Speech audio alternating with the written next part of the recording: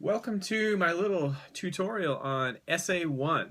So we are juggling a couple balls on Essay 1. We've got the comparing and contrasting of mainstream media with indie media.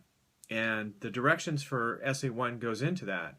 So we're talking about that, but we're doing that through the vehicle of a particular article that you find or topic that you find, a couple articles actually, on a topic that you find in an independent media news source. And then you also, after you look in the independent media news source, you go over to a mainstream source and find the mainstream article on the same thing. And then you compare how the two articles are different and the same in terms of the way they're reporting on whatever topic you choose. Say you choose genetically modified food, right?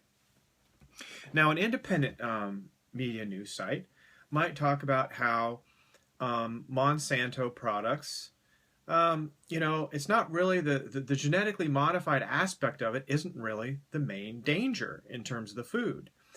It's that the GMO food has been modified to withstand huge amounts of Roundup and other really, really toxic pesticides that are applied to the crop as it's growing, and then afterwards, like say for instance in the case of wheat, after wheat is harvested, it's applied as a desiccant to dry out the wheat, right? The grain. So that is the main problem with GMO food, according to a site like Natural News. You'll see on, if you go to the Essay 1 assignment there, Natural News, that's the first one there, right? Now, if you go to a mainstream news site, I've never ever seen that mentioned on a mainstream news site.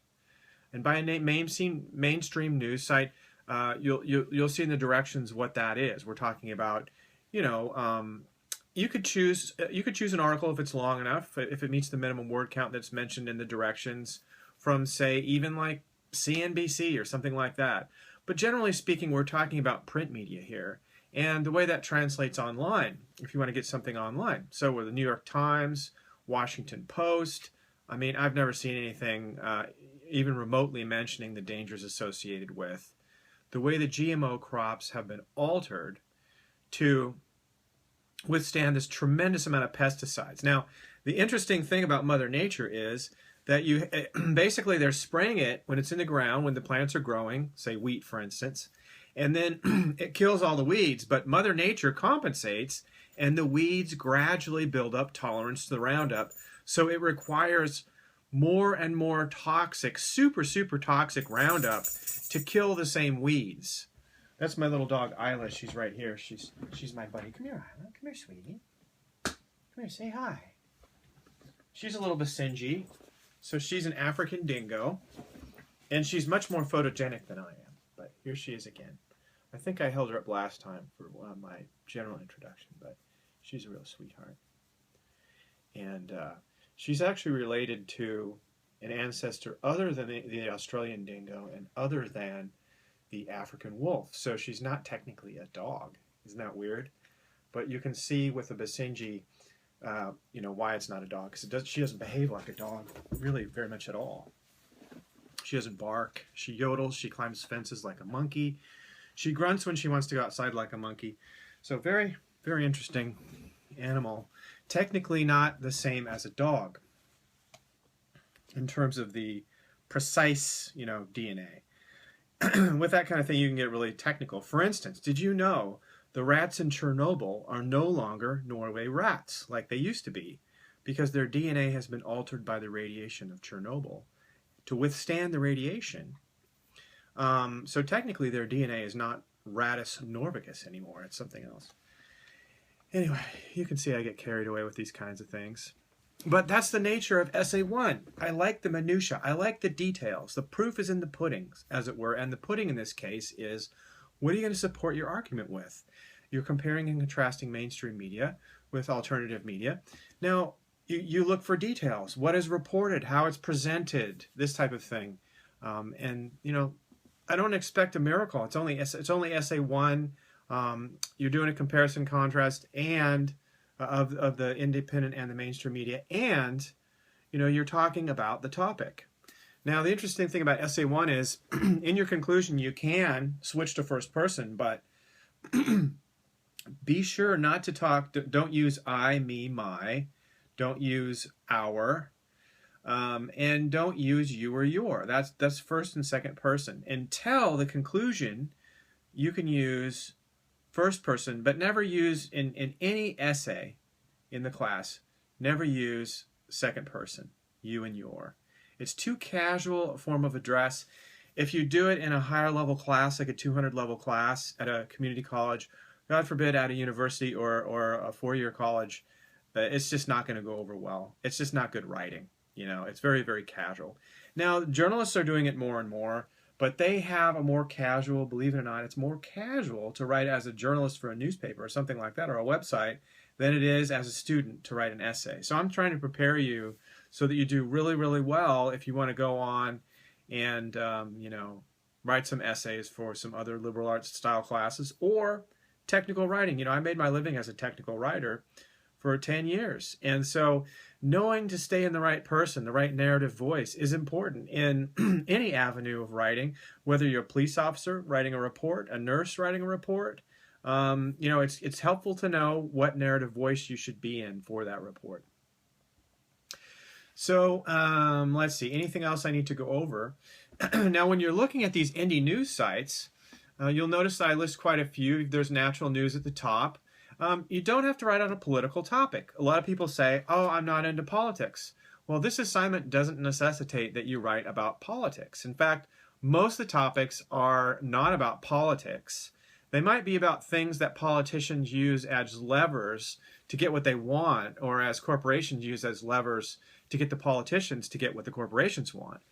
But that's a separate issue, because we're talking about, you know, like anything from GMOs to, you know, all kinds of things. Now, okay, what about war? You know, war is something that a lot of these websites are going to be talking about. Is war political?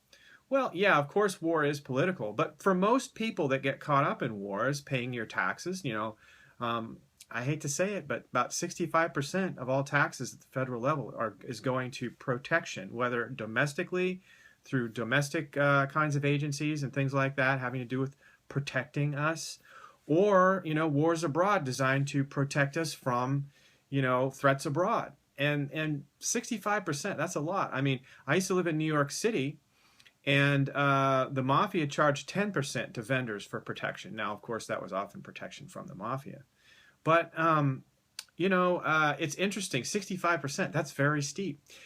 And another thing that's very steep is paying 30% of your income in taxes. That's a lot of taxation. Now, we're often led to believe that in the Middle Ages, for instance, when everyone was so barbaric, that they just paid exorbitant taxes to the king. You know, The Princess Bride is all about collecting the taxes, and all these, even these comedies having to do with that era, the medieval era. Well, I got news for you. People did not pay 30% in taxes. They paid less, right? And another thing that you don't realize is during the Middle Ages, they had 1/3 of all the days off work as holidays. So they had a lot more free time than we do today. So maybe, you know, years from now, they'll be looking at us and they'll be calling us barbarians, and they'll be calling us living in the Dark Ages. Maybe these will be called the Dark Ages someday. So there under the topic, I list CNN, ABC, CNBC, etc. as mainstream sources. So, you know, if you have any questions as to what constitutes an independent media source or a mainstream source, I do go into a lot of detail. All I ask is, you know, when you have questions for me, I just do kind of like to encourage you to actually read through the entire set of directions here. I did spend a lot of time. I spent hours and hours. Probably I spent longer writing the directions for Essay 2 than you'll spend writing Essay 2. So you know, this is a lot of work. So it's here for a reason. I'm trying to cover all the bases for you. I'm totally available if you have any questions. I'm totally available if you want to do a teleconference about brainstorming for Essay 1 or whatever. All I ask is that you really do thoroughly read what I've written here before you ask a question having to do with, hey, how do I do this? It's just sort of like, you know, it's a good lesson in life. If I've spent 3 hours, 4 hours writing these directions, and then you just email and say, I don't understand, what am I supposed to do on Essay 1? I'll say, well, did you read the directions, you know? And I don't mean that facetiously or in a mean way. I just mean that to literally find out if you need to read the directions. If the answer is no, I'll say, well, please do read the directions and then get back to me if you have any questions. So I see that I've now gone over the 10-minute mark, and I better stop because when it gets past 10 minutes, people's eyes glaze over. It's better when it's a video. You've got an actual something to look at rather than just a talking voice with a little cursor moving around on a screen. Some people do that for their online classes, but I do throw in a couple of videos here and there, and I think it's helpful to see your instructor, you know, wearing my dressed up for you. I was actually sitting here in my gym shorts with no shirt on watching an episode of Vikings, and then I thought, you know, I think I want to record this. So now I look really professional, like I'm in an office. And I watch TV in my office. I don't have a television, so you know, that was the theory behind that. Was I thought, well, I don't want to watch too much TV, but it doesn't really work that way, because what I'll do is I got a big screen, computer screen. I split the screen. I'll watch like videos from Netflix and stuff and then surf on the other half. It's terrible. It's like multitasking, you know. It's just, it's more brainless, I think, than sitting and watching a TV. Well, maybe it's not. It's more active, but it's a waste of time to a large extent. But you know, everyone has to unwind somehow. So this particular episode of Vikings was rather nasty. A woman got her ear cut off by a king and all this stuff. My goodness. I haven't watched Game of Thrones, but people seem to really like that one. I just got really stressed out watching it. I don't know, but this Vikings is pretty stressful too. So maybe I'll try Game of Thrones now that Vikings has sort of, you know, broken me in for something, you know, more stressful. I'm trying to cut down on stress in my life, you know. That's why I became an online writing teacher. No, I'm kidding. There is a little stress as a teacher. You think as a student it's all stressful, but as a teacher it can get stressful too. So believe me, we're both in the stress boat. Let's both try to relax and get through a good term. And I'm really looking forward to getting to know you better, and please feel free to email me if you have any questions. Teleconferencing, always good. I'm always here for you. And, you know, I do live in Portland. I was born and raised in Salem, believe it or not. And so I'm a Salem boy. So, I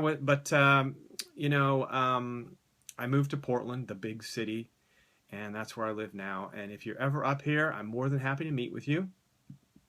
I live in Southeast, and I could totally take time out, go to a coffee shop, chat with you. So just because I am up here doesn't mean that, you know, technically it does mean a lot of you can't meet with me. But if you happen to come up here and you happen to be up here, I'd feel really weird if you drove all the way up here to meet with me and put a lot of pressure on me. But I would definitely give you your gas money's worth, and I would sit with you, you know, as long as you needed to go over something. So I don't know. What I'm trying to say is, if you really have the inclination, you can meet with me in person, even though I live in Portland. And now it's 13 minutes and I'm really scaring myself, so I better go. So anyway, I'll look forward to reading your third essay, and if you have any questions, let me know.